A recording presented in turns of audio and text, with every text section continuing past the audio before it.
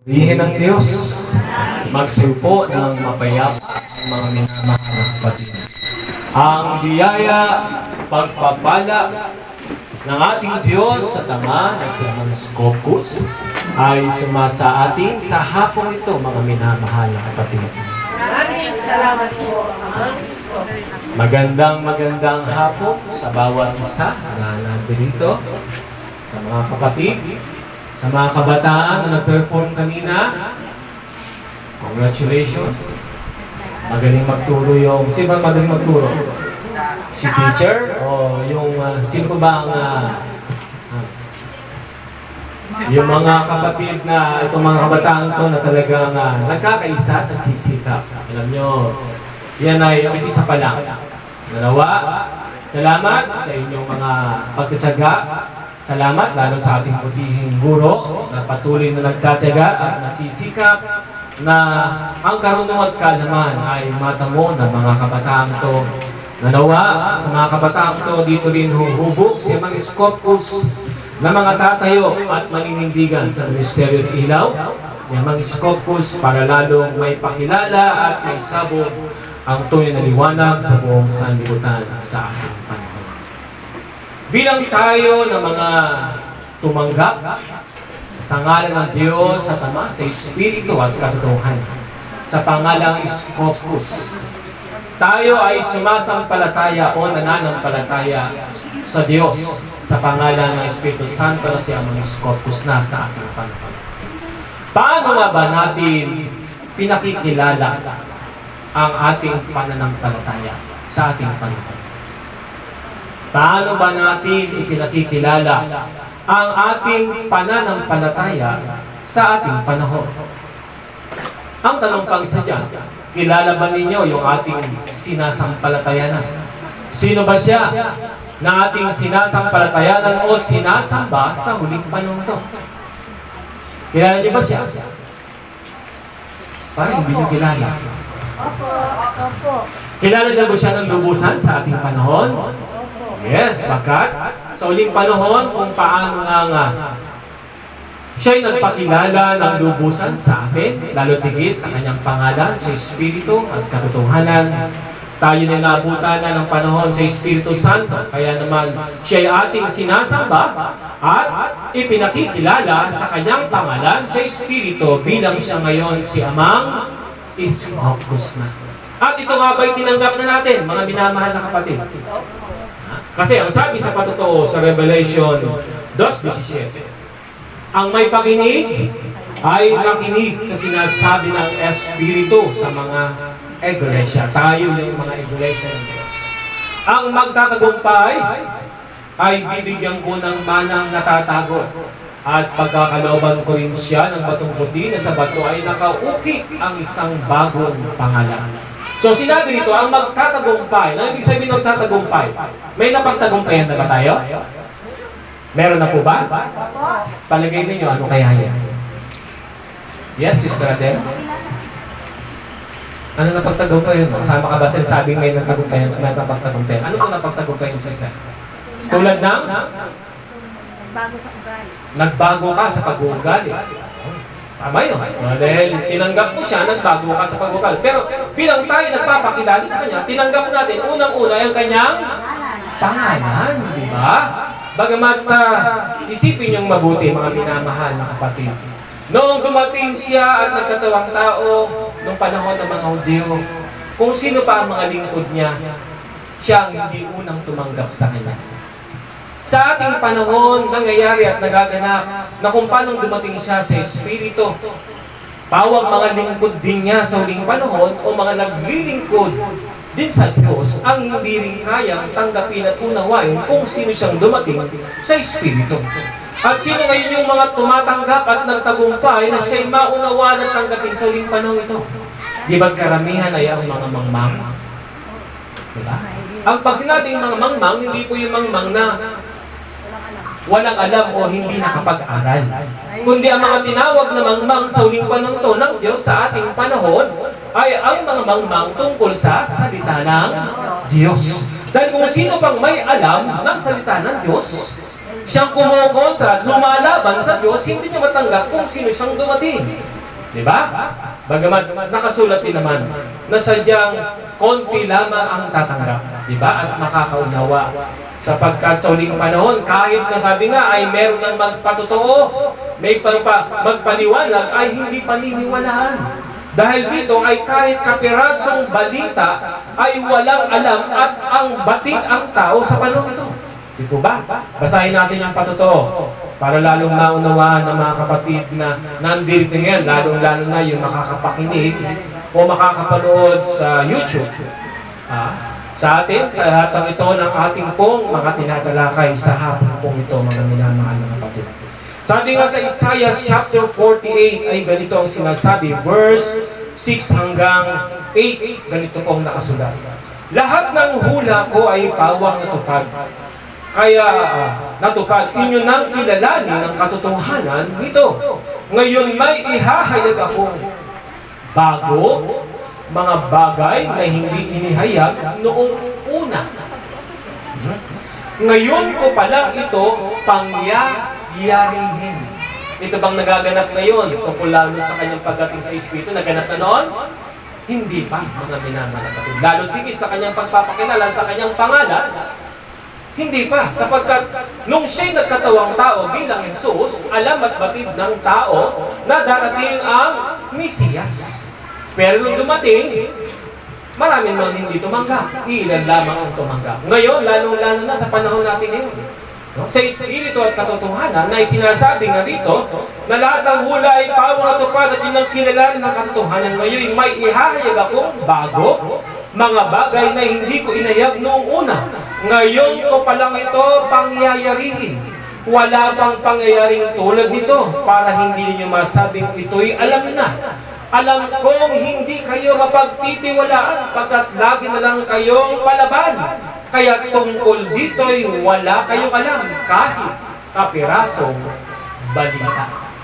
Isipin, kahit kapirasong balita ay walang alam. Pero may nababasa ang mga lingkod sa panahon ito na may lihim ang Diyos. Di po ba? May lihim ang Diyos. Saan nakasulat yun? Dito po sa Pahayag chapter 10 verse 3 and 4. Na dito pinatotohanan na may mga bagay na hindi isinulat at ito na ngayon na ipinahayag po at pinakikilala sa ating ganap.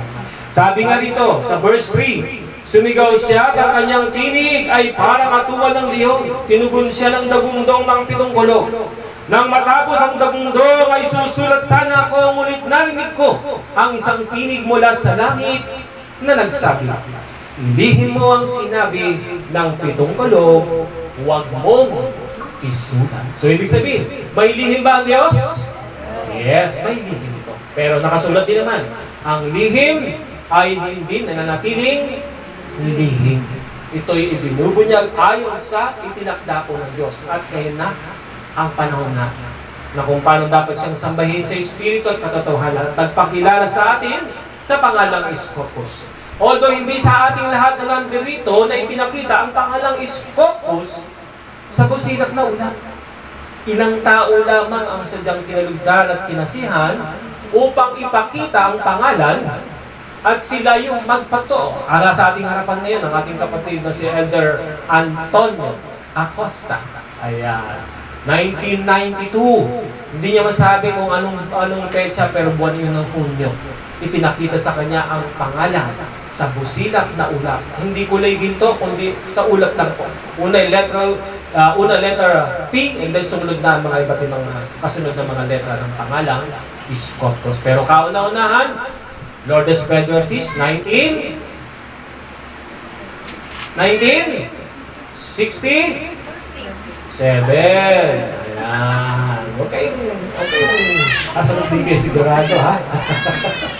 Pangalawa, 1983. Ayan. Sa pamagitan naman, Mim Natadi Torres. At noong 1986 ay si... Sino yun? Kasangkapan niya sa nakakita? Maria Desiree Marasigan from Chang, Quezon. At ito na, ang pinakauli ay sa kapatid na Elder Acosta. 1992. Sila yung mga naging saksi at nakakita tungkol sa bagong pangalan. Mapalad sila na nakakita. Pero mas higit sabi nga na mapalad. Bagamat bago pa niya kita kay Brother Joseph o ba si Aldo Acosta, ay tinanggap niya na yung pangalan. Diba? Tinanggap niya na yung pangalan. Tayo, wala man tayong nakita, salamat sa Diyos sapagkat isa tayo sa nakaunawa at tumanggap. Sapagkat sa totoo lang, kung merong tinatawag na lukso ng dugo, sabi nga, merong tinatawag na lukso ng Espiritu. Sabi nga sa banal na kasulatan, nakikilala ng anak kung sino ang kanyang ama at nakikilala ng ama kung sino ang kanyang anak. Sa mga timbaga, kayo ba ang lahat ng to ay mga anak ng Diyos? Kayo ba lahat ay mga anak ng Diyos? Yes, ang lahat na sa Kanya ngayon ay sumasamba at tumatawag sa Kanya bilang Ama sa pangalang Iskopos ay ang Kanyang mga tinatawag ngayon na mga anak ng Diyos. Kaya kasama yan kung paano natin ipinakikilala ang ating panampalataya ay ating ngayong ay inihahayag ang isang tungkulin at obligasyon ng bawat isa sa atin na tumanggap sa kanyang pangalan na tulad ng wini ka ng Ama, ipakilala ninyo ako. Ayan na, ipakilala ninyo ako. Kanino? Sa inyong mga mahal sa buhay, sa inyong mga kamag-anak, kakilala, kaibigan, at sa lahat ng tao. Ipakilala at ibalita natin ang tungkol sa kanyang bagong pangalan. Nang sa ganon, hindi mangyari at maganap pagdating ng araw na may sisisisin, hindi na natin sila napahayagan. Hindi natin na ipakilala. No? Pag sila humarap sa hukuman ng Diyos, at sasabihin nila, wala po dumating sa akin, eh tayo na yung naging instrumento para sa kanila. Ayan. Kaya sa ating lahat, isang bagay yan na sa ating pagpapakilala, sa ating panampalataya, kung paano tayo ngayon ay sumasamba sa Espiritu at tumatawag sa kanyang bagong pangalang Iskopos. Kasabay nito, siyempre, hindi lamang yung pangalan ang ating ipinakikilala. Maging ang kanyang mga aral at turo na ating una sa ating pinakilala ng Diyos, pinarinig sa atin ang kanyang tinig, ang kanyang mga aral at salita na dapat ito rin sa ating katauhan at ating sarili, pagkatao ay mapakita din natin at may pakilala natin siya bilang Diyos na tinanggap na talaga natin. Dahil kung walang pagbabago sa ating katauhan, doon ang sinabi ni Sister Adela, walang pagbabago, parang wala kang tinanggap at kinilala ng Diyos. Hindi mo lalo siyang may papakilala sa panahon natin ngayon kung sa iyo mismo mula na ikay nagpapakilala at nagpapayag ay walang nakikitang pruweba na Diyos na nga talaga ay kinikilala mo at tinatanggap. Di mo ba? Dahil yun ay napakahalaga. Di ba? Kasi sa titingan nila yan. Kasi minsan, o sadyang expected na ng mga tao kapag ito ay sumasama sa isang sekta. Anong religion mo? Pag sinabing religion, natakot nga nila born again po. Diba? Bagamat sa atin, alam natin, ang religion natin, ang sagot dapat natin ay Kristyanismo. Ayan, ang ating religion. Pag sinabing sekta, yun ito yung nakatala sa sekta. Ang sekta natin ay Father Scopus Catholic Temple. Ang sagot nila ay sila daw po ay born again. Pag sinabing born again ka, ang iisipin agad, mabalik na siguro ba? Diba? Kapag ibang religion mo bukod sa isang pinagisnan nating malaking simbahan, diba? Lagi expected nila, nandun sa iyo yung mga katangian at mga bagay-bagay na masigit sa kanila. Like sabihin, mabait ka. Amen? O hahanapan ka at hahanapan ka at titingnan ka kung talagang totoong ikaw ay nasa Diyos na ka. At sadyang dapat na talagang namang ipakita ng bawat isa sa ating bilang nagpapakilala ng panampalataya ang ating tinanggap. Kasi tayo yung magiging isa sa mga magiging puwanan. Hindi po ba? Sa pananamit, sa pananalita, at kilos, galaw, ay dapat na may pakilala natin ang Diyos. Diba? Di ba kay gaya na mga kasuotan ninyo mga kapatid ay kulay puti? Diba? Diba? Kay gaya bang tignan yung kulay puti? Diba? Dahil ang puti ay simbolo ng kalinisan. Ayan. Bagamat hindi naman ibig sabihin porket nakaputi tayo, malinis na talaga tayo.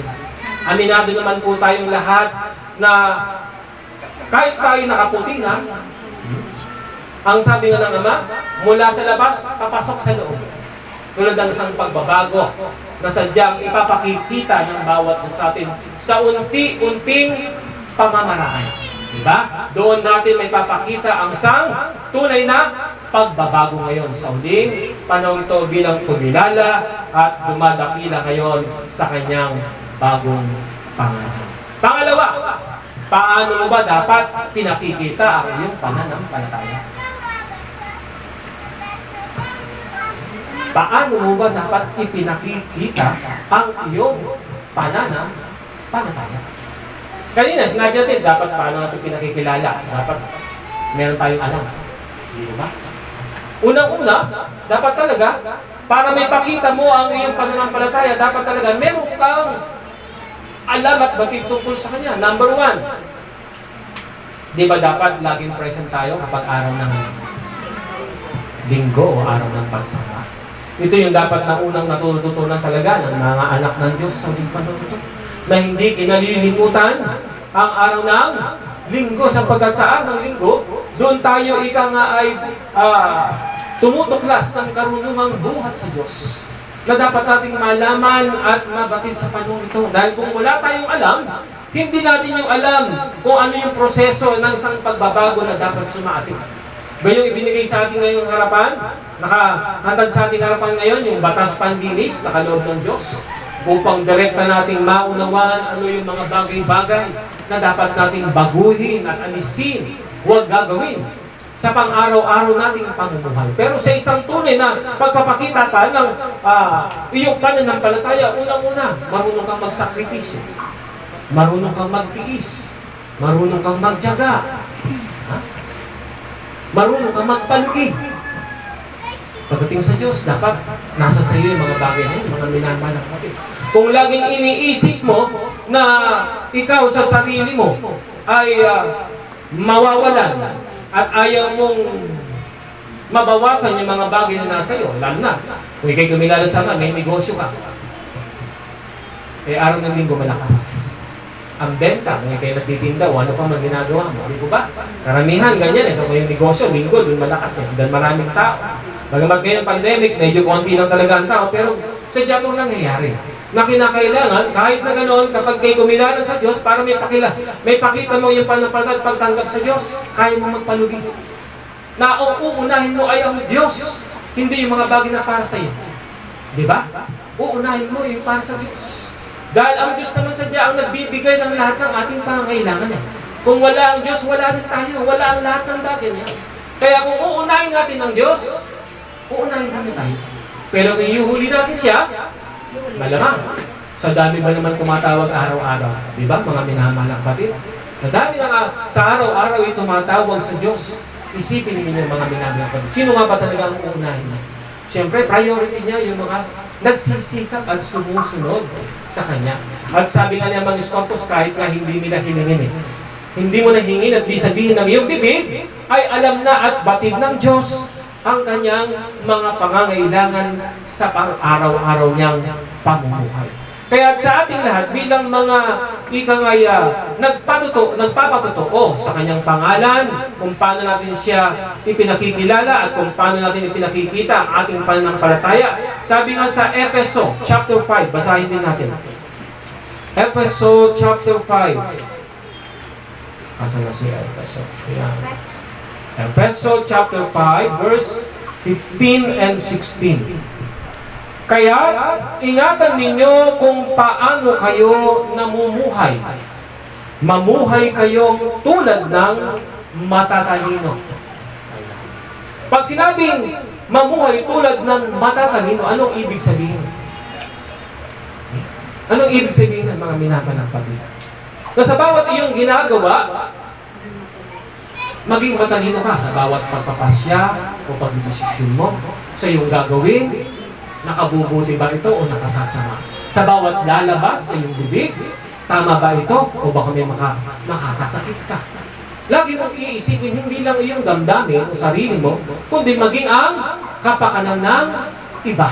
Lagi mo din iisipin, ikabubuti niya, hindi lang ikabubuti mo. Dahil kung hindi ka marunong magsakripisyo at lagi ang iniisip, paano ako? Lagi mong sinasabi yan, wala. Hindi ka pwedeng maging lingkod ng Diyos kapag ganyan ka. Kapag laging iniisip mo ang sarili mo.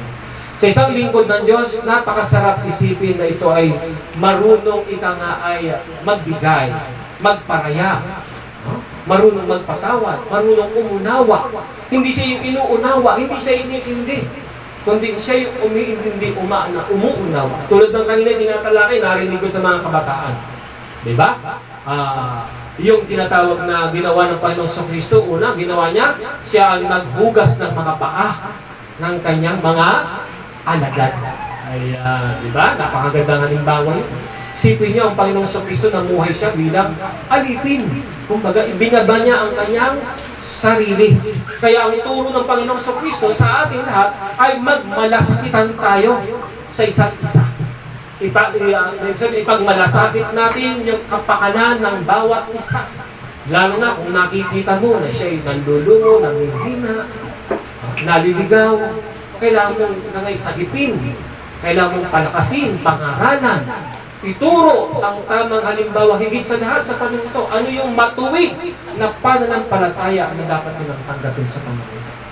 Kaya bilang isang nagpapakita ng kanyang pananampalataya, maraming bagay na dapat tayong isiping mabuti sa panahon ito. Sabi nga rito, maging matalino, mamuhay kayo bilang isang matalino, di tulad ng mga mangmang, sapagkat masamang takbo ng daigdig, sabi nga, samantalin ninyo ang bawat pagkakataon na kayo'y makagawa ng mabuti. Ito yung tanong, mga kapatid.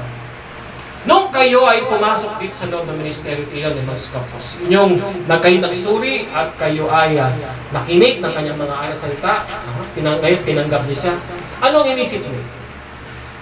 Inisip niyo ba kung ano yung pakinabang o kung ano ang inyong mayabang? Unang-una, totoo lang. Wala kayong magiging pakinabang dito. Dito, sinasabi namin. Hindi kayo yayaman dito. Ha? Hindi kayo yayaman. Hindi gaganda ang buhay ninyo. Hindi katulad ng pangapatotoo ng ibang sekta. Mula nung pumasok sila sa kanilang sekta, nakatayin sila ng kanilang mga pagkakautang. Gumanda ang takbo ng kanilang mga negosyo. Naging maayos at maganda ang kanilang mga, kumbaga yung lahat ng kanilang mga pangarap. Unti-unti lang naging answered prayer po sila. Ngayon ang kanilang mga pagkatotoo. No? Kayo mga minamahal ng kapatid, ano yung inyong inasam at inasahan? Bagamat sabihin na nga natin, may mga tinawag siya mag-iskop sa ating panahon sa pamagitan ng mga karamdaman, suliranin, tinawag upang mabuksan ang bawat pagdinig at matutong lumapit sa Diyos at manalangin ng ganap. Ha? Nangyayari yun sa iba't ibang pamaraan kung paano tayo tinawag. Pero ngayon, nandito na tayo at naiintindihan natin ang pagtawag niya sa bawat isa sa atin, ay dapat ngayon ang iisipin natin, ano yung may aambag natin dito sa loob ng Ministeryo Ilaw ni Max Capos. Ang iambag ba natin? Ito ba? Ito ba iambag natin? Pwede. Pwede. O, totoo naman, pwede. Kasi kailangan may mga nakikita tayo sa loob dito ng sanctuary na hindi nahihingi. Kailangan din ito. Pero dito, wala naman po tayong 10%. Di po ba? Meron tayong tinatawag lang na donation box na hindi naman lalapit sa inyo, kundi ikaw na mismong lalapit dahil pusa ang pagbibigay sa Diyos sa pamagitan ng donation box. At lahat ng bagay na gagawin natin, pusang loob, hindi po sa pamagitan ng 10%. Dahil ang ibig sabihin ng 10% ay bukal sa puso. Kung ano ang nasa puso mo, yun ang ibibigay mo mismo. Yun ang pagbibigay ng 10%. Ngayon, ang ibig sabihin ng iaambag natin, mga minamahal na kapatid, bilang ikaw na tumanggap sa ngalan ng Espiritu Santo, unang-una, sarili mo. Di ba? Sarili mo. Paano mo ito ay may tutulong? Di ba? Dito. Sa hamak na santuaring ito, isipin mo. No? Nakikita niyo ba rito ang ginagawa ng bawat isa at kung saan pumaparoon, pumaparito ang ilan, gumagawa at gumaganap ng mga pagmisyon, mga pagpupuri sa iba't ibang lugar, at sa pamagitan din dito, na pamagitan din ng bawat mga kapatid sa kanilang pagsisikap, may mga kakilala sila sa ibang lugar. Napuntahan natin sila sa pamagitan ng isa yung naiambag yun eh. Di po ba? Napuntahan natin sa ibang sa lugar nila at doon nangyari at naganap. nabuksan po ang lugar po ng panti sa pamagitan ng mga kapatid natin, katulad ng kamag-anak ng pamilya Bernardo. Ayan po mga kapatid. So isang bagay yun, na naiambag nila. Nagiging way sila upang ika nga ay may palaganap at may pakilala si Amang Iskop po sa mga lugar na kung saan nandun ang ating mga mahal sa buhay. At kung paano hindi lamang sa ganung pamaraan, dahil sa ginagawa nating pag-emisyon ito, yung iba, hindi naman lahat tayo nakakasama, di ba? Pero yung iba, gumagawa ng paraan, ano yung kanyang iambag, o di ba? Andyan ka kapag kami pumupunta sa ibang lugar, may mga kapatid na sumasagot, katulad ni Sister Adela. Dahil panahon ngayon, sensibili sa edad niyang ito, siya po'y senior citizen na. Hindi na kayang maglayag at lumayo. Unang-una, pinagbabawalan ng kanyang mga mahal sa buhay. Huwag nang lalayo, uso yung pandemic na yun, baka mamaya mahawa ka pa. Ganun pa man, kahit na ganun, nag-isip pa rin po siya. Ano yung pwede niyang magawa? Para sa kagagaan ng mga naglilingkod, pumaparito. Diba? Kahit sa pamagitan ng ulam na binibigay niya, malaking bagay po sa mga naglilingkod po sa Diyos. Di ba? So sa ganong pamaraan, di ba, nagiging magaan ang bawat pasanin kung merong tinatawag na pagtutulungan at pagdadamay-damayan. Di ba? Kasi kung walang tulong-tulungan, walang damay-damayan, at kanya-kanya lang po tayo, palagay, anong mangyayari? Yung tingting nga, sabi nga, di ba? Hindi pwedeng makawalis pag nag-iisa lang. Kinakailangan kong pagsama-samahin ito upang makawalis, makapaglinis, magamit mo talaga ng maayos. At yun ang hinihingi sa bawat isa sa ating nandito. Huwag niyong isipin, hindi niyo kayang mangaral, hindi kayang magsalita, hindi niyo kayang ganito. Meron tayong pwedeng magawa at may ambag dito sa Ministeryo ng Ilaw ni Amang Iskopos para sila lalong mapakilala at may pakita ang ating pagtanggap at pananampalataya sa Kanya sa panahon ito. May magagawa po tayo dahil lahat po tayo ay tinawag ng Diyos na ibig sabihin may mga katangian ang bawat isa sa atin na pwedeng magamit upang lalong makilala at dumami ang dumakila sa pangalan ng Diyos na si Amang Iskopos na sa atin ay nagpapatawag. Diba? Kaya nakatutuwa na kung ang lahat ay magiging instrumento, no? Kung hindi niya kayang magsalita, hindi niya kayang magpahayag, kapitbahay mo, kakilala mo, ano ba man, ganda yun na iseset mo na lang yung araw na kung kailan kami po pwedeng pumunta para makapagpahayag sa inyong lugar. Napakaganda yun. Di ba? Para hindi na kailangan tulad ng ginagawa namin dati na kumakatok pa kami ng bahay. Iniisa-isa namin, pwede mo bang humingi ng 30 minutes to 1 hour kapag nasarapan? Diba? Pero minsan sa 10 kinatok mo, yung magbibigay lang sa'yo, 2, 1. Mapalad na kung merong 5 sa 10 kinatok mo, di ba? Pero ganun pa man, salamat kay Amang Iskopos. Sa ganun pamamaraan, nagawa natin, lalo na sa iba't ibang lugar na tayo pumaparoon pa sa mga bawat mga kapatid na nauna na dito, Nueva Ecija, Pampanga, Tarlac, nakarating na rin po tayo dyan para mangaral at ipahayag at pakilala ang pangalan ng Diyos Espiritu Santo sa pangalan ng Iskopos. Pero alam niyo mga kapatid, minsan nakikita natin yung malayo, pero sa totoo lang, merong malapit. Di po ba? Pwedeng lakarin. Di po ba? Kapadaling mapuntahan. Bakit di na yun ang ating maging unahin muna? At doon tayo, ika nga ay magpakilala tungkol sa Ministeryo Ilaw ng Espiritu Santo na si Amang Iskopos sa ating panahon. Kaya sana, mga minamahal na kapatid, ay maging ganap ang bawat isa sa layunin ito ng Diyos, Espiritu Santo na si Amang Iskopos sa ating panahon. Na paggamit tayo, huwag nating isarado ang ating bibig. No?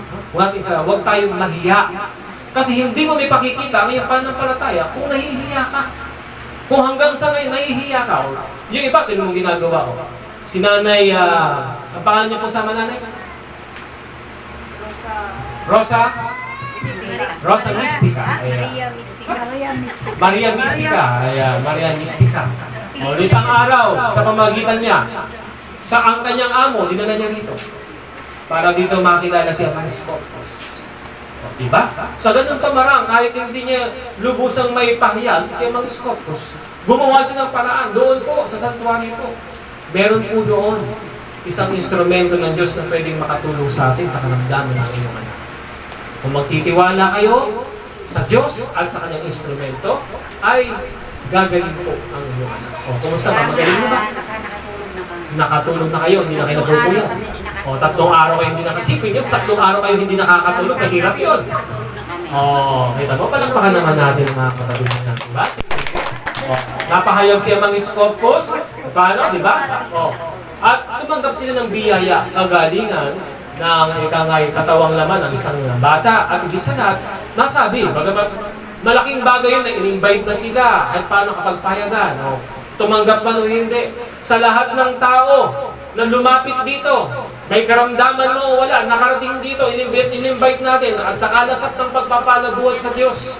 Oh, hindi man sila bumalik. Talagang ganun eh. Dito nga sa Biblia, may nakasulat eh. 10 ketongin pinagaling. Ilan ang bumalik? Isa lang. Ganun lang talaga. Nagbataka sa kaya naman talaga tayo eh. Sino yung tatanggap at makakaunawa? Kaya konti lang po talaga. Pero sinasabi naman, meron tayo talaga makakasama po dito upang makasama sa pagdadala at pagpapakilala ng pangalan ng Diyos na si Amang Scopus na ngayon na ating pong pinatawag. Kaya sa ating lahat, napakalaga yan na dapat nagagawa natin sa panahon ito. Ano pa? Paano ba natin pinaglalaban ang ating pong pananampalataya, mga kapatid? Kailangan ba ipaglaban? Sa mga kabataan nandito. Ayan, ito mga ating mga sisti. Paano nyo ipaglalaban sa mga Scopus? Lalaban ba kayo ng suntukan? Huwag kayo hinahatulan. Ha? Ha? Ha? Ilalaban nyo ba ng suntukan? Aba sasabihin ko sa inyo, kapag kayo lalaban ng suntukan, yung kwintas nyo tago nyo ha? Pero hindi ko siya sabihin makipagsuntukan kayo. Pero kung talagang ganun ang gagawin nyo, kahiya-hiya niya ng ministeryo ng mga Scopus. Kahit sino man sa atin, mga minamahal na kapatid, kung kayo ay makikipagmurahan sa inyong mga kapitbahay, makikipag-away, please lang. O kaya pumunta kayo sa barangay at may mga usaping hindi maganda dahil sa pumatol kayo sa kahinaan ng inyong kapitbahay o kanino o sino mang tao, makakarating kayo doon sa barangay o saan man, maging sa husgado, mga minamahal na kapatid, please lang. Yung kwintas na susunod nyo bilang simbol ng Espiritu tumanggap sa nga ng Espiritu Santo. Huwag nyo itong ipapangalahandakan at bibigyan ng kayo. Pwede lang, tabi nyo na lang po. Haharap kayo sa inuman o sa anumang bagay na hindi maganda. Nako, Diyos ko, sa chismisan man lang. Masasabihin nyo, baka mamaya makakita sa inyo, yung mga may kwintas na ito, chismosa pala. Lasinggero pala, may kwintas na ito. Di ba, kahiya-hiya po mga kapatid. So sana huwag naman mangyari mga minamahal. Ang pag-iingat ng pangalan ng Diyos ay nasa sa atin. Di ba ba? Kung paano din ipaglalaban, ang sinabi, kung paano ipaglalaban, hindi yung bibigyan ng kahihiyan. Ipaglalaban mo sa tuwing na katwiran, sa mabuti. Hindi yung ikay makikipagdebate. Bagamat sa Biblia, may nakasalagay, nakipagtalo si Pablo. Oh, nakipagtalo nga si Pablo. Ang mga apostol, nakipagtalo. Ngayon, sino bang huwaran ng ating pananampalataya? Si Pablo ba o si Jesus? O, si Jesus pala huwaran ng pananampalataya. Bakit yung gagayahin ginawa ni Pablo? Bakit yung gagayahin ginawa ng mga apostol na nakipagtalo? Di ba't din doon ang ginagawa ng mga iba't ibang samahan at sekta ngayon sa panahon natin ngayon? Nakikipagmatwiran, nakikipagmatalinuan, nakikipagtalo sila sa panahon ito. Dahil ang sinundan nila yung gawa ni Pablo at sa ngayon, ginawa ng mga ibang mga apostol na nakipagtalo. Sino ba huwa ng pananampalataya? Si Jesus. Nakipagtalo ba si Jesus? Hindi po, mga minamahal na kapatid. Kaya doon pa lang, bumagsak din po sila, mga minamahal na kapatid. Sabi nito, paano nga ba ipaglalaban ang ating pananampalataya? Basahin natin sa sulat ni Judas. Judas, Kapitulo 1, talata ay 3 hanggang 4. Busan natin, mga kapatid. Anong sabi po rito, mga kapatid? Mga minamahal, ang gustong-gusto kong isulat sa inyo tungkol sa kaligtasang tinatamasa nating lahat, ngunit naparito ako o napilitan akong ang isulat sa inyo ay isang panawagan na ipaglaban ang panampalatayang ipinagkaloob minsan at magpakailanman sa mga banal. Sapagkat nakasalingit sa inyo, verse 4, ito, masunod. Sapagkat nakasalingit sa inyo ang ilang mga taong walang Diyos. Ang kaloob ng Diyos ay ginagamit nila sa kamunduhan. Ayaw nilang kilalanin si Yesu Kristo, ang ating kaisa-isang puno at Panginoon. Noon pang unay sinabi na kasulatan na ang parusang nakalaan na sa kanila. So, ibig sabihin, sa mga taong talagang ayos sumunod at magpasakop, talagang ayaw kumilala sa Diyos, nakalaan na ang parusa para sa kanila. Ngayon, sa mga patuloy na makikipaglaban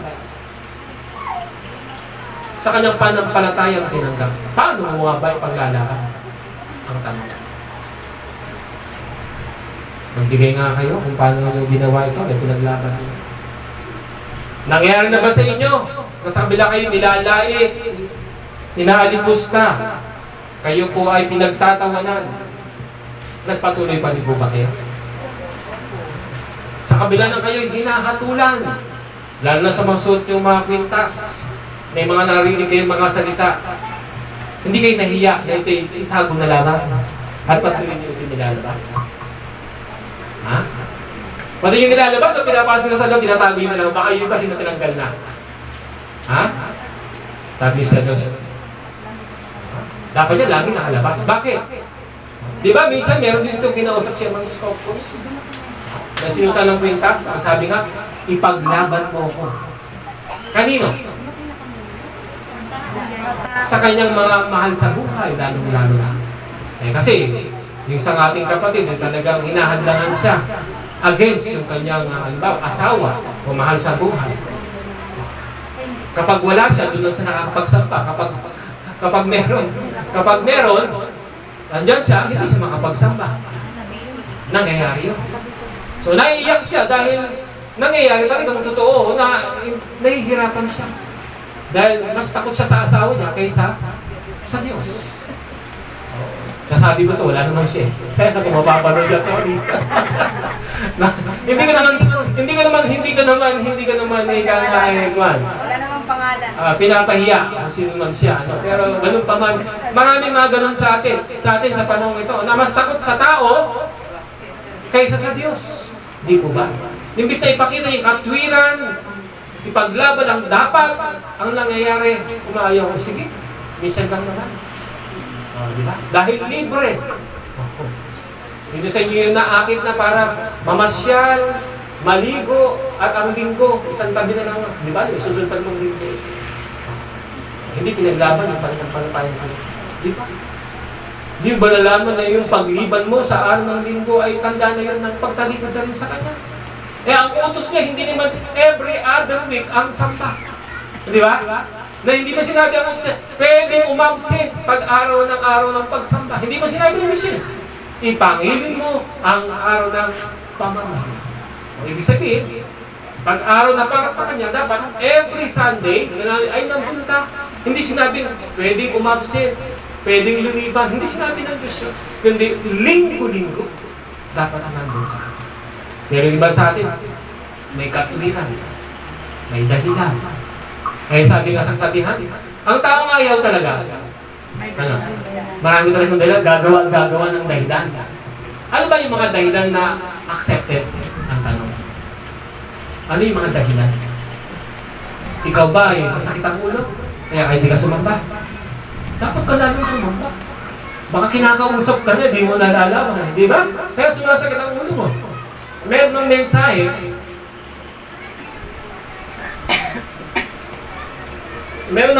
na pinabot sa'yo, anak, tumuloy ka. Masakit yung isang paa ko eh. Nahihirapan ang ulo na ka. Mas lalo kang dapat sumamba. Dahil pagdating doon, baka mawala na. Kung hipuin ka ni Sister Lucina, mawawala lahat yan. Masakit ang katawan ko, hirapan akong bumangon. Handa namin natin dahilan, ano? Kasi, birthday nung bangko eh. Kasi, binyag. Kasi, kasal, kaya hindi muna ako sisimba. Nahihiya naman ako. Hindi muna ako sasamba sa susunod. Palagay nyo, may katanungan yung inyong mga dahilan. Marami naman. Wala. Walang katanungan, di ba? Parang hindi mo na ipaglaban. Kung ano yung marapat na gawin mo sa iyong pananampalataya. na nananaig sa'yo at nahihiya ka sa pinagbibigyan mo yung tao, yung Diyos. Mas natakot ka sa tao, hindi sa Diyos. Di ba ganyan? Ito pa ang nadagdag ngayon sa panahon natin ngayon. Di ba? Nung pandemya, anong nangyari sa panahon? Anong nangyari? Hindi tayo nakapagmisa, di ba? So nagkaroon tayo ng tinatawag na live streaming. Okay, so salamat naman sa Ama sapagkat gumagawa pa rin ng Diyos para sa atin, para tayo makapakinig at makakain ng espiritual. Di ba? Mga salita ng Diyos, makaparinig pa rin po tayo. Ngayon, yung iba, marami akong gagawin eh. Wala nang lockdown. Okay na, medyo maluwag-luwag na, pwede nang sumamba. Di ba? Ang live streaming, pareho, diretso pa rin. Every Sunday, mula sa Mother Sanctuary, meron pang iba't ibang mga sanctuary na nagla-live from Quezon, dito sa atin, kung minsan live or dili kaya late upload by ng ating mga kapatid na dito ito, ni-upload yung mga pagmimisa natin. So, yung iba ang ginagawa na, ano kong gagawin eh? Makikinig na lang ako. Doon na lamang ako sa live. Doon na lang ako magsasamba. Palagay niyo, tama ba yun naman? Ha? Tama ba yun? Hindi po. Kaya yung live na yun, kung iisipin mo, para kanina yung unang-una. Yung nasa malayo, unang-una. Ha? Yung nasa ibang bansa, si Brother Rene, kung nakikinig siya. Kaya, si Brother Jer, sino pa ba? Yung iba nating mga kapatid, si Sister De La Peña. O, kumusta kayo dyan? Kaya, di ba? Nakikinig sila ngayon. Di ba? O, kung live tayo, nakikinig sila. Hindi man live, pa-late man, marinig nila. O, eto tayo ngayon. Napag-uusapan natin para sa kanila yung mga bagay nito na merong na-upload na ngayon sa YouTube at napapanood nila. Ayan, nakakarinig pa rin sila ng mga salita ng Diyos. Pangalawa, yung mga may sakit na hindi kaya lumakad at talagang lumabas na. Pero kung tutusin yung may sakit, pwedeng buhatin. Pwede? Pwede. Pwede pa rin sakit sa wheelchair yun. Para dito makapagsimba. Kung kailan mo yung dalawang pa, hindi mo yung lakad. Kung may wheelchair o may upuan, pwedeng buhatin para makapagsamba pa rin. Pero kapag ginawa na talaga yung dahilan, isipin mo kung kayo isang pamilya nagsisimba dahil sa isang may sakit, mahahawa o sige, hindi tayo magsisimba dahil babantayin yung may sakit. Pati yung walang sakit, hindi na rin magsisimba. Di dalawa o tatlo na hindi sisimba. Kung binuhat yung may sakit, andito pa. Palagay nyo, yung pwede maganda. Ha? Di ba mas maganda yung gano'n? Para pare-pareho sila nagsimba. Paapos yung may sakit mismo, pwede pang hipuin ng ama. Hipuin ng mga kasangkapan niya para ito ay ipagkalog yung kagalingan. Diba? Kaya pagdating sa Diyos, dapat iisipin natin talaga kung ano yung karapat dapat na pwede natin ibigay sa Diyos. Para may pakita natin, ipaglaban yung panampalatayang ating pinanggap. Diba? Kung ano yung marapat, kung ano yung matuwid. Hindi ako sanay magsuot ng palda eh. Hindi ako sanay magpun eh. Ano ba? Hindi sanay ano? Yung tatlong oras, naiinip ako. Ngayon, pag tinanggap mo siya ng scope, kasi talaga magtsatsaga ka, magtitiis ka. Kahit sasabihin mo hindi bagay sa'yo palda, babagay na yan someday. Diba, Sister Agnes? Diba? Babagay na sa'yo. Tama naman talagang bumagay na sa kanya. Dati, parang hindi bagay, kasi sa sarili niya tingin niya, hindi. Pero ngayon, bagay na bagay. So, ganyan mga minamahal na kapatid. Maraming pwede nating gawin at pakita para natin ipaglalaban yung ating pong pananampalataya. Pero sana naman, kahit hindi o walang nakakakita, ginagawa po natin ito. Hindi yung may nakakakita lang. Amen? Kasi baka mamaya, pag dito tayo, ang mabait nating lahat. Matutulungin tayong lahat. Baka mamaya, pag nakalabas, nasa kanya-kanya kung saan nandun tayo, baka mamaya, yung ating mga pinag-aaralan na hindi natin may apply, hindi natin may pakita. Paano makikilala siya mga scopus niyan, mga minamalang palit na ikaw ay sumasamba sa Espiritu kung kapag walang nakakakita, hindi ka na gumagawa ng matama. Dapat saan ka man kumaroon, ano man ang iyong ginagawa, lagi mong iisipin na para ka pa rin sumasamba sa Diyos. Gumagawa ka pa rin ng tapat at marapat sa harapan ng Diyos. Sapagkat ang Diyos, hindi mo talaga nakikita eh. Di ba? Hindi nakikita.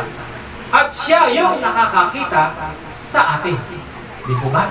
Kaya wala tayong maitatago, mga minamahal na kapatid. Kaya sikapin natin na ang lahat na to ay ating pong magawa at magampanan. Sa lahat ng oras, sa lahat ng sandali, ng buhay, ng bawat isa sa atin, ano man ang ating ginagawa, lagi natin iisipin. Para ito sa kaluguran ng Diyos. Okay. Sumunod po, mga minamahal na kapatid. Paano nyo kaya pinatatatag ang inyong pananampalataya?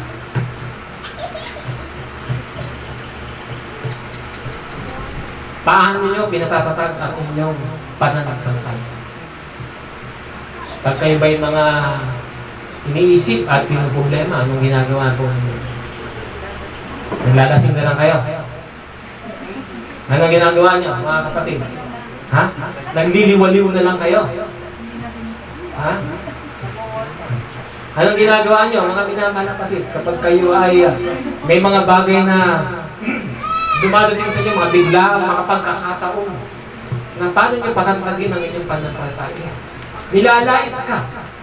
No? Hinahatulan ka. Paano pinatatagin yung sarili? Di ba sabi nga, ang kapwa-tao mo ay salamin mo yan. Amen? May mga bagay na akala mo ay tama sa'yo, pero mali pa rin para sa kanila. Diba? Halimbawa, nakasuot ka na ng puti, disente, maayos. Okay na yung suot mo, pero kung lumakad ka naman, para ka namang lalaki, babae ka, para ka namang lalaki. Palagay mo. Tama yun? Kung maayos sa suot mo, hindi. Kaya nga, tanggapin mo, kung sakali nakakarinig ka ng mga salita, tanggapin mo, hindi sinasabi, tama din naman eh. May mga bagay kasi sa sarili natin, nakala natin tama na, ay hindi pa rin pala. May mga bagay, pakinggan mo yung kung ano sinasabi nila. May mga ilan sa atin, o marami sa atin, hindi kayang tumanggap ng pintas. Hindi kayang tumanggap ng pagkakamali. Hindi kayang tumanggap ng pangaral. Hindi kayang tumanggap ng pandalait. Alam niyo, sabi nga, kung wala namang usok eh. Di ba? Wala namang, ang tawag ba? Walang apoy. So, ibig sabihin, hanggat may nakikita, meron at meron masasabi ko sa iyo. So, doon kayo magiging makatag, mga minamalaki, sa lahat ng pwede niyong marinig na sinasabi na yung kapwa. Kasi alam nyo, isipin natin tayo lahat ay mga, kundi artista o nasa yung tablado. Either nagpe-perform ka, sumasayaw ka, or kumakanta ka. May judge, di po ba? Ang ilalaman kasi sa competition. Yung mga judge, anong tinitingnan sa'yo? Mostly, ano yung lagi nilang pinagsisigawan? Yung kulang sa'yo, yung mali sa'yo, yung wala sa'yo, yung hindi tama. Dapat ganun, dapat ganito. Panghuli na lang yung kwan. Okay naman yung boses mo, yung boses ka. Pero dapat itong yung essence of mind mo, yung kung paano ka ano mga comment nila, sinasabi nila. Yung pangit, nakikita na. Pero yung maganda, halos hindi yan. At ganoon din ang tao sa panahon din natin ngayon. No? Na ika ngay, dapat mong tanggapin yan upang tumatag ka. Pero kung ikaw pusong mamon, anong tawag ito? Madaling magtampo, matampuhin. Madali kang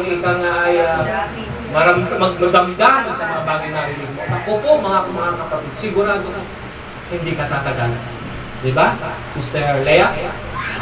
Diyan ka tumatag, diba? Sa mga taong nakapaligid din sa'yo. Alalahanin niyo, nakasunod din sa banda, nakasunod. Alalahanin niyo, maraming nakapaligid sa inyong mga saksi. Hindi saksi ni Jehovah. Saksi kung sino ka sa lugar mo. Na kung paano ikaw, yung dating lasinggera, nalaman nila pumasok ka sa isang samahan o sekta. Anong titingnan sa'yo? Anong hahanapin sa'yo? Diba? Kung talaga, nagbago ka. Dahil kaya ka pumasok ng ibig sabihin, magbabago ka na, maghuhudyad ka ng pagbabago. Yung iba, kaya ayaw na maglimipat ng religion nila o sekta nila, ayaw nilang magbago. Gusto nila doon sa malaya, sa maluwang na pintuan.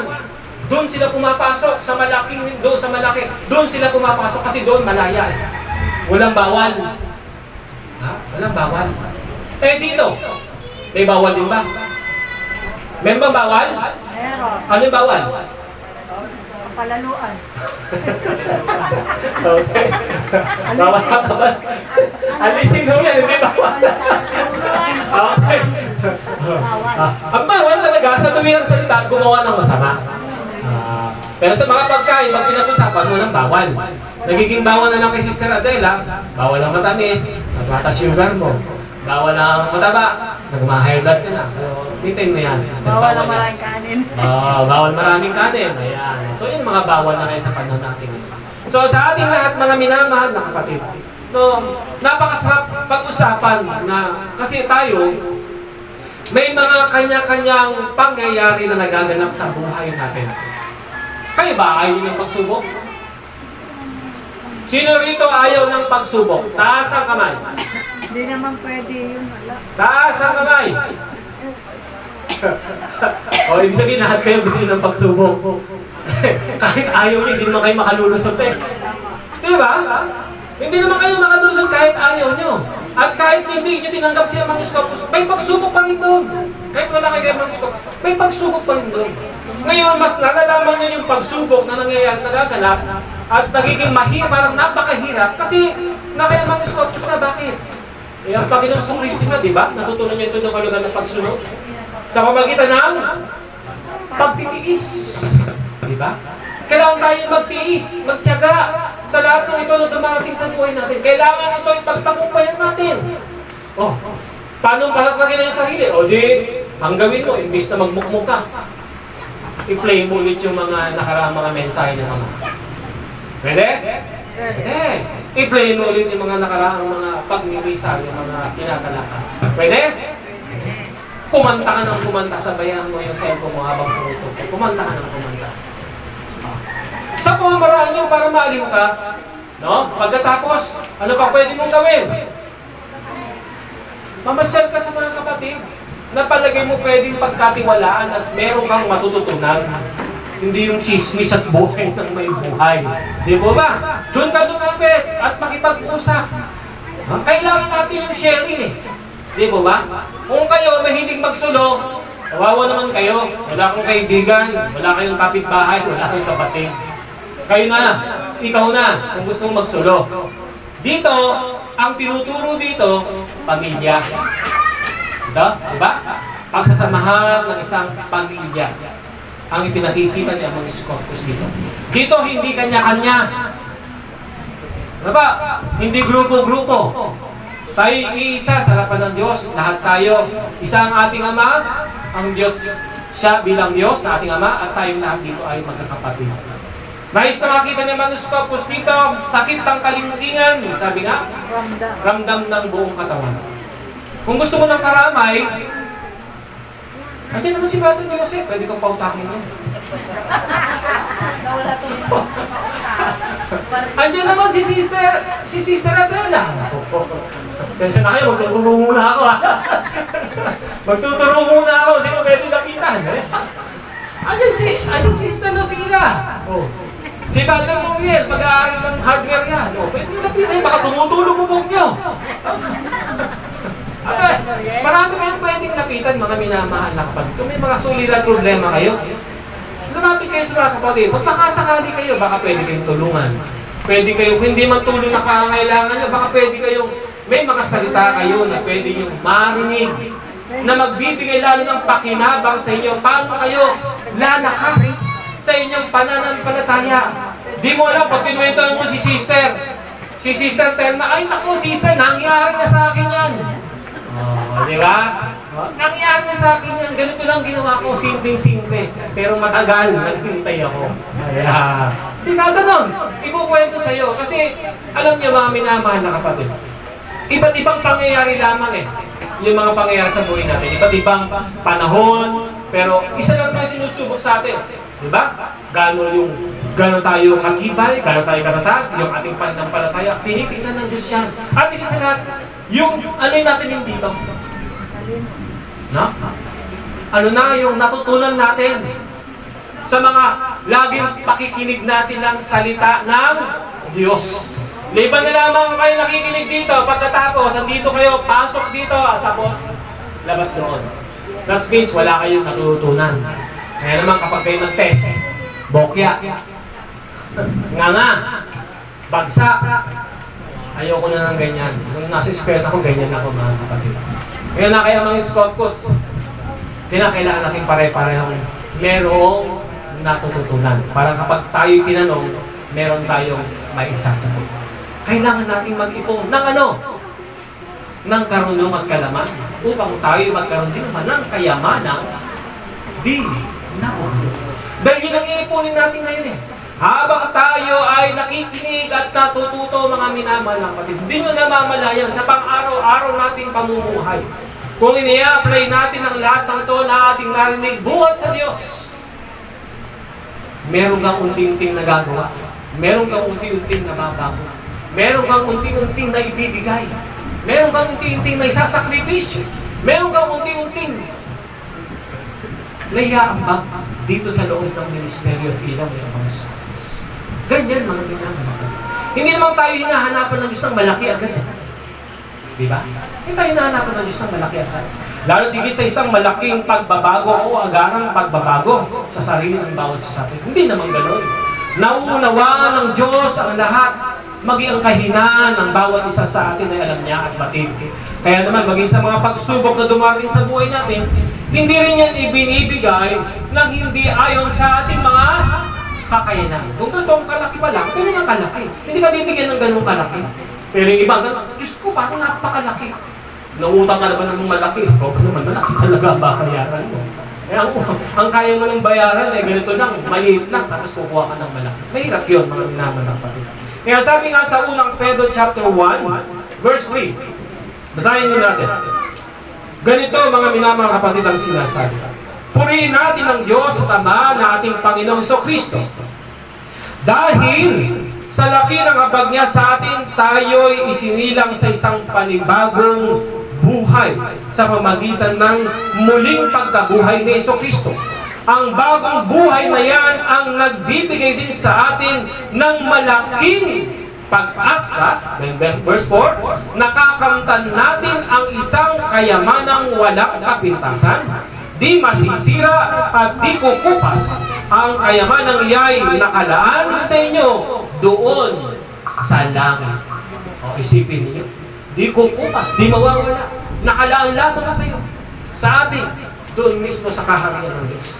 Kaya kung tayo magpapatuloy at tadyang magpapakatag sa panahon natin ngayon, tandaan niyo, ang umayo sa Diyan ay hindi magwawagi. Pero kung sadyang tayo po ay talagang mananatili at magtitiis at magtsatsaga hanggang wakas, kakamtan natin ang lahat ng mga ipinangako ng Diyos sa bawat isa. Kailangan nga lamang na may pakita natin ang bunga ng panampalataya na ating pong tinanggap sa panahon ito. Dahil sabi nga sa Santiago, ang panampalatayang walang kalakip na gawa ay patay. So kahit na tawagin natin ng 100 beses, 1,000 beses ang pangalan ng Diyos, amang Scopus, kung hindi naman natin ito isinasagawa ang lahat ng kanyang mga aral, ang kanyang mga salita, sabi nga, ay baliwala ang lahat ng ito. Ganito ang sinasabi sa chapter 2 ng Santiago, mga minamahal na kapatid.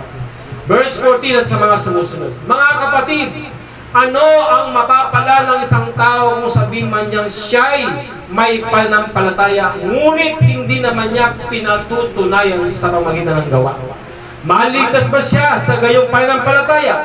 Halimbawa, ang isang kapatid na walang maisuot, walang makain. Kung sabihin ng isa sa inyo, patnubayan ka na walang Diyos, magbihis ka at magpakabusog, ngunit hindi naman binibigay ang kanyang kailangan, may mabuti bang maidudulot sa kanya iyon? Sino mo mabuti? Na ibig sabihin, aksyon ang kailangan, kaya nga lumalapit sa iyo eh. Hindi pwedeng puro panalangin. Naalawaan mo mga minamahal. Meron tayong ginagawa. No? Meron tayong ginagawa. Kaya nga kasama yan sa pagpapakita ng ating pananampalataya, meron tayong pagkakawang gawa.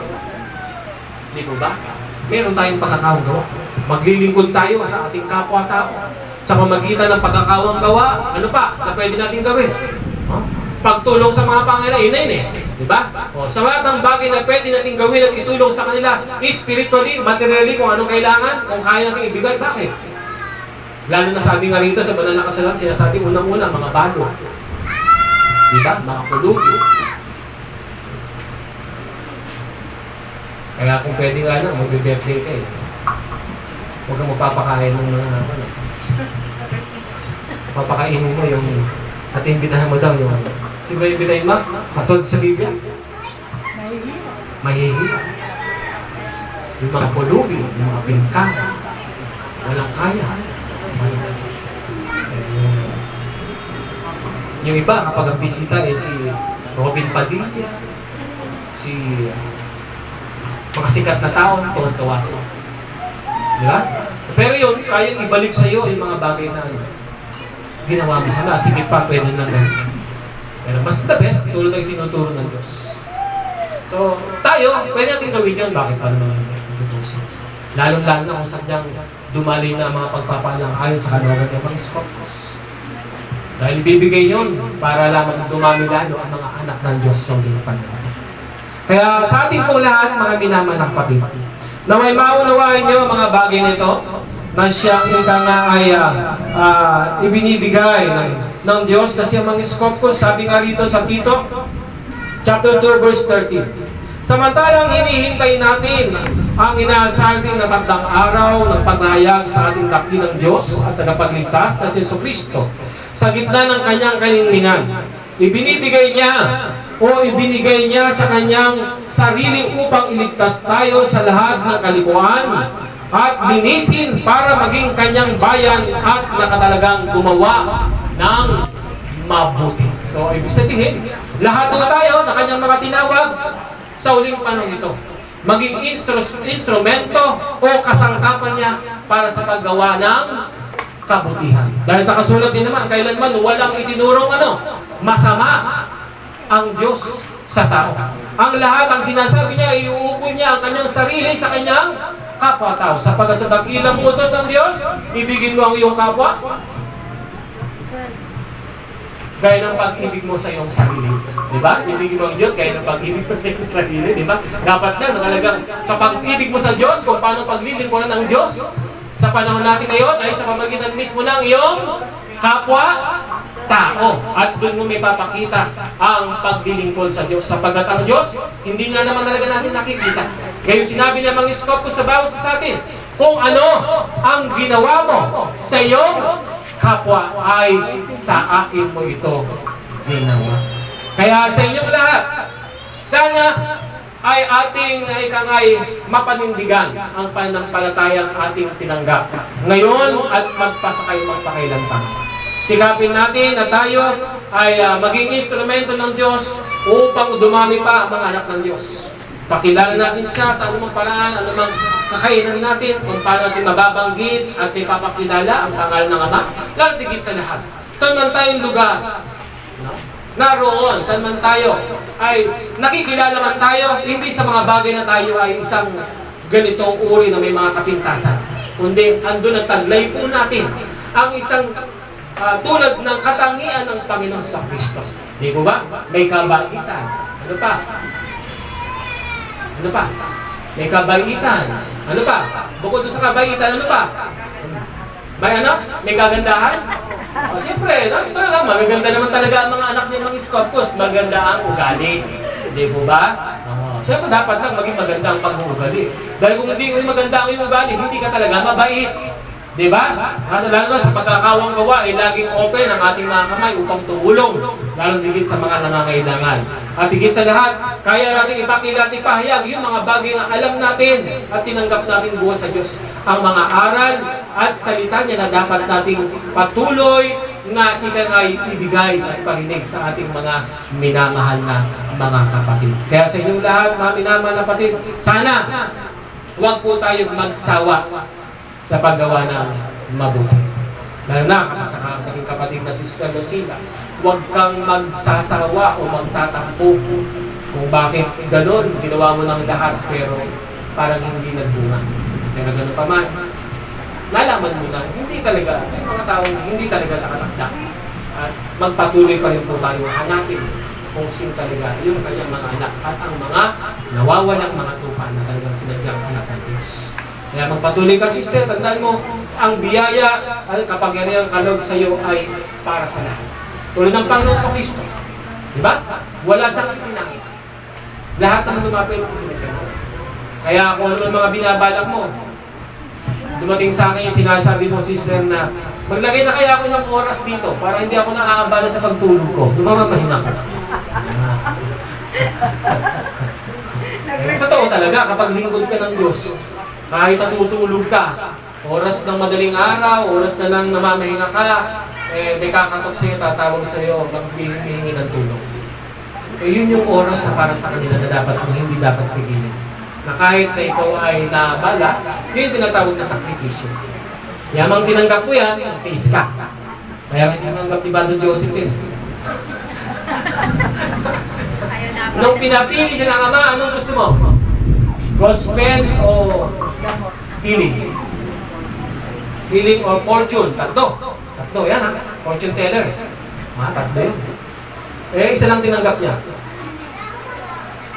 Yung gospel lang tinanggap niya. Hindi pa pwedeng tatlo, Bado Joseph. Ha?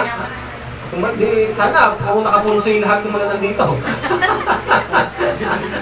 Kung nakapunso, ano na? Mali ang sagot mo. Kung pwede mo na sana bawiin na, pag inulit na. Nagsisisi si Bado Joseph. Sana fortune na lang at saka gospel. Hindi ba? Kayo nakakala. Tama nga naman kung ano mga kababagay na hindi ka malalasing. Bado Joseph. Kasi ang Ama nakakala kung ano talaga yung pwede talaga para sa'yo. Kaya pala, ang sabi sa akin, tinanggap po yung hindi pangkaraniwang kapangyarihan ibinigay sa'yo. Ba't mo tinanggap? Sabi sa akin. Bakit? Ibig mo mabuti. Tapos magreklamo ka. Dahil naapektuhan yung pagtulog mo. Magtiis ka. Talagang ganun. Kaya sa inyong lahat mga kapatid, ganun talaga. Sa pagkakawang gawa, para sa iyong kapwa, hindi mo mawawalan kayo magsasakripisyo. Yung tulog mo, salapi, yung trabaho, ano pa man, marami kang isasakripisyo. Beyond the call of duty. Diba? Kaya, yan na yan. Kaya hindi po pwede mong talipuran at bitawan. Dahil kapag binitawan mo yan, parang ibig sabihin, ayaw mo na. Sapat na to. Pero hindi pa yan sapat. Kaya sa inyong lahat, kung meron mang pinagkaroban dyan, ng mga gintong kamay, samahan niya si Sister Lucy.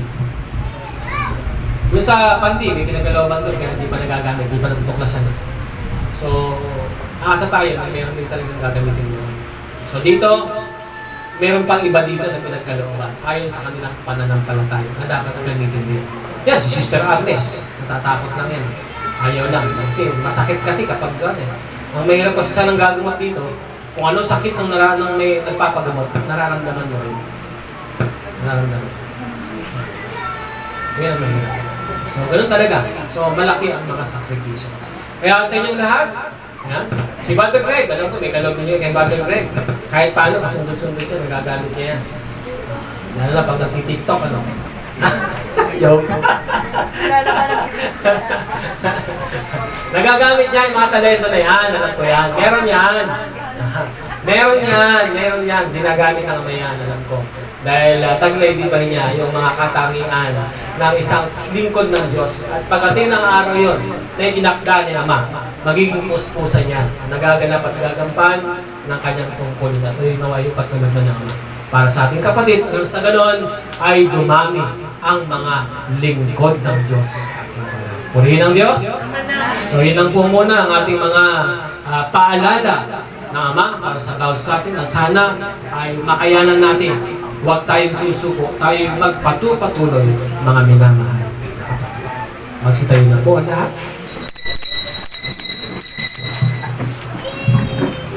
Purihin ang Diyos. Purihin si Amang Iskopos. Purihin siya ngayon at magpasawalan. Purihin si Amang Iskopos. Purihin siya ngayon at magpasawalan. Amang Iskopos ang kadakilangan. At ako.